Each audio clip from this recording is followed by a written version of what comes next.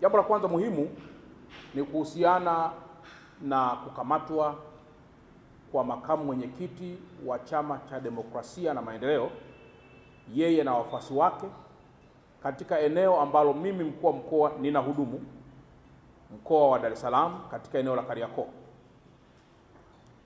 Imetokea malalamiko yaliyoletwa na chama hicho kuonyesha kwamba jeshi la polisi limetumia nguvu kubwa sana kuweza kuoppress. Naomba nifafanue jambo moja, ndugu waandishi wa habari, kwamba ifike wakati sisi kama Watanzania tuwe very serious na tunachotaka kukifanya.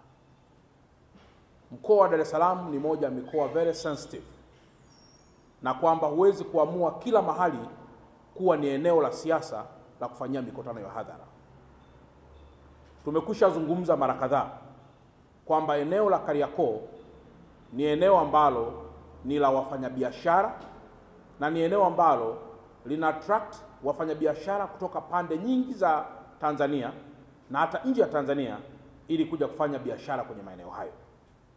Muda mwingi maeneo hayo yanakuwa na misongamano, na tunatumia nguvu kubwa sana pia kuweza kulinda raia na mali zao ili kuhakikisha wanafanya biashara katika mazingira rafiki na mazingira ambayo hayataharibiwa na jambo lolote.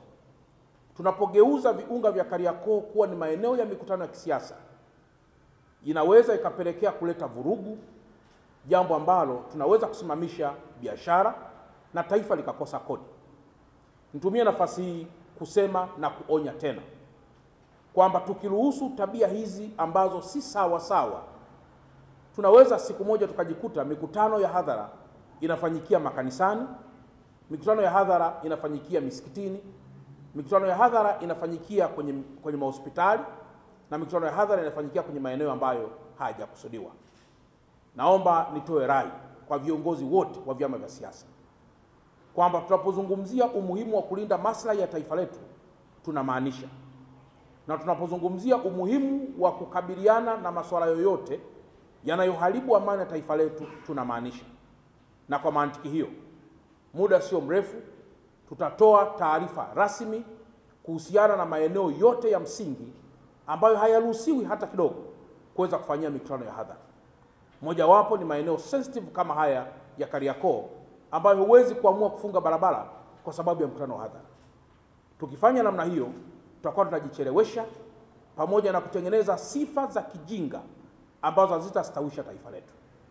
Niendelee tena kuonya, na nimeambiwa kwamba tarehe 24 bado kuna watu wanaendeleza kauli mbiu ya kwamba watakinukisha. Naomba niwape rai, ndugu waandishi wa habari, ya kwamba naamini statement ya kukinukisha haiwezi kutokea kama haupo tayari kunuka.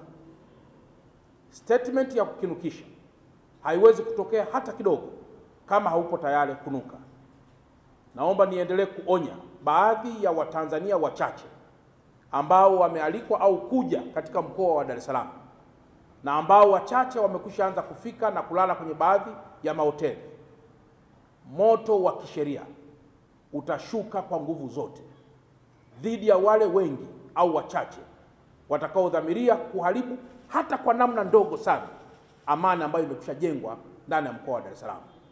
Tumesema kutoka sasa na kuendelea, mikono yetu inawasha sana katika kuhakikisha amani hii haivurugu hata kidogo. Tumefika wakati tumeanza kuleta mizaha ambayo si taswira njema kwa taifa letu. Tunafanya mizaha ya kutafuta sympathy kwa mataifa ya ndani na mataifa ya nje, lakini lazima tufahamu kwamba the secret of success always is consistency to the purpose. Kama hautaelewa unakoelekea, lazima utapotea tu, lakini kwa kuwa taifa limekwisha set dira ya wapi tunataka kuelekea, sote tufuate hapo.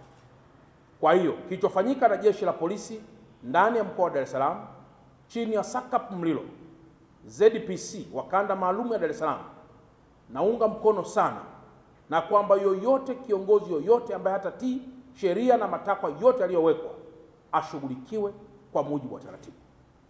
Viongozi hawa kama wamekamatwa, naamini watakuwa kwenye mikono salama na watawajibika kujibu kwa mujibu wa taratibu kama ambavyo ilipaswa kuwa. Na kama inawezekana kwa mtu yoyote ambaye anaona ni muhimu kuja kufanya vurugu kwenye ndani ya mkoa wa Dar es Salaam, tunampatia muda akafanye vurugu kwenye mikoa au nyumbani anakotokea, kamwe asiharibu amani ya mkoa wa Dar es Salaam. Baada ya kusema haya, ndugu wa Tanzania, nimeona nizungumze haya machache kwamba imezuka tabia ya kutafuta sifa na kutafuta huruma kwa Watanzania baada ya kufanya mambo yasiyofaa.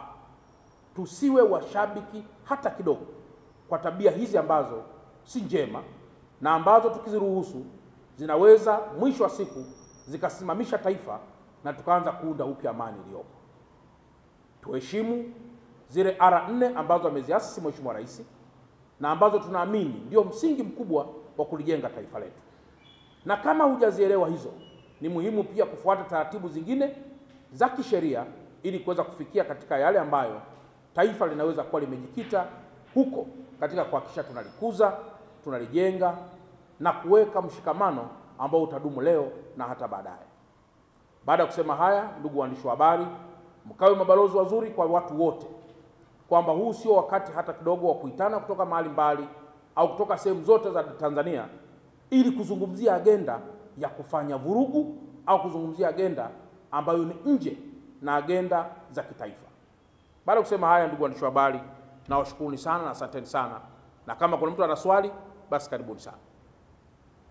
Asante. Mheshimiwa RC, kama nimekusikiliza vizuri, umesema muda si mrefu mtatoa taarifa kuhusu maeneo yote ambayo mnadhani hayawezi kufanya siasa. Ina maana mpaka sasa mlikuwa hamjatoa taarifa juu ya eneo la Kariakoo, na kama mlikuwa hamjatoa taarifa, ni kwa nini mmekwenda kuwakamata watu kwenda kufanya mkutano wakati mlikuwa hamjatoa taarifa? Ndugu waandishi wa habari, nafikiri nyie mnafahamu ya wazi kabisa kwamba ili uwe chama cha kisiasa zipo taratibu, zipo sheria, zipo kanuni ambazo unapaswa kuzifahamu hata bila mtu yoyote kukufafanulia. In order to be called a political party, there are some of the principles, some of the laws that you must be aware with before any person else to tell you, to narrate to you, or to promulgate or to gazette anywhere. Na kwa mantiki hiyo, kwenye maeneo kama ya hospitali huwa tunabandika vibao, hauruhusiwi kupiga kelele, hauruhusiwi kupiga honi, tukitarajia vibao hivyo vinamuonesha anayejua kusoma aangalie na aweze kusoma na achukue hatua. Maeneo ya jeshi huwa tunabandika vibao, huruhusiwi kupiga kelele, huruhusiwi kutupa taka, pamoja na maeneo mengineyo. Eneo la Kariakoo, ndugu waandishi wa habari, kama mliona siku chache zilizopita, limekuwa ni eneo ambalo baadhi ya watu pia wanalalamikia kwamba limejaa sana. Kuna klipu nyingi zinaruka, na kwa mantikio tumeendelea kutumia nguvu nyingi kulinda rasilimali za watu na kulinda maisha ya watu wake. Ninapozungumzia kwamba tutatoa maeneo hayo, nazungumzia uradidi wa kutoa taarifa, repetitive, kwa maana ya kurudia tena kwa wale watu ambao hawana maarifa ya kufahamu kwamba yapo baadhi ya maeneo ambayo, kwa nini usiende Lugalo kufanya mkutano wa hadhara? Kwa nini usiweze kwenda hospitali ya Mwananyamala kufanya mkutano ya hadhara? Ni kwa sababu maeneo hayo ni protective, kwa maana kwamba si kila mmoja anaruhusiwa kuweza kufanya vurugu hapo, kwa kuwa yana jambo ambalo ndani ya taifa